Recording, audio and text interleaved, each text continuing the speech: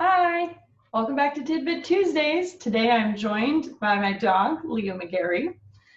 For the last few tidbits, we've been talking about storytelling, which is an important activity for every milspouse to do. For the next few weeks, we're going to talk about another foundational political activity, voting. Today I'm going to talk about why every vote truly counts. And over the next few weeks, we'll talk about the next 3 steps that you can take. Register yourself, get your friends and family to vote, and push for legislation to make it easier for everyone to vote, especially with coronavirus.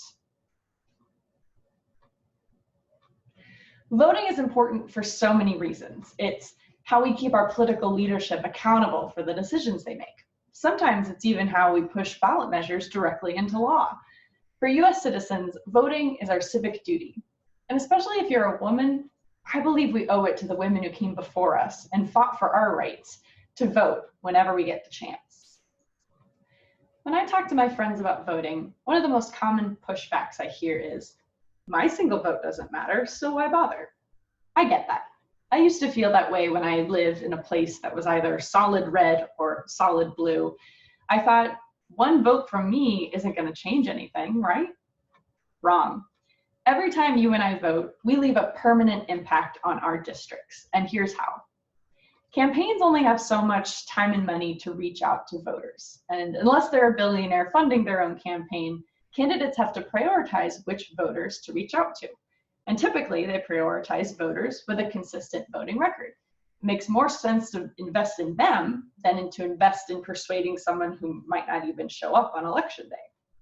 I learned this lesson myself when I worked for a campaign in 2018. When I studied our district's average age, I saw that the average adult age of someone living in the district was about 35. But the average age of an adult voting in our district was 59. That 24-year-odd difference made a huge impact on how we decided to campaign.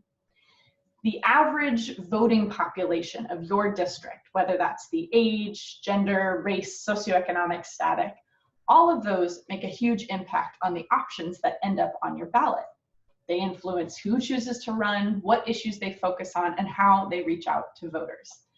Every time you vote, you permanently yank your district's averages one step closer to wherever you are in those categories. For me, every time I vote, I make my district's averages more young and female. I do that every time, always, no matter the outcome of the election. So, if you want to hear from candidates about the issues that matter most to you, the best thing you can do is vote in every possible election.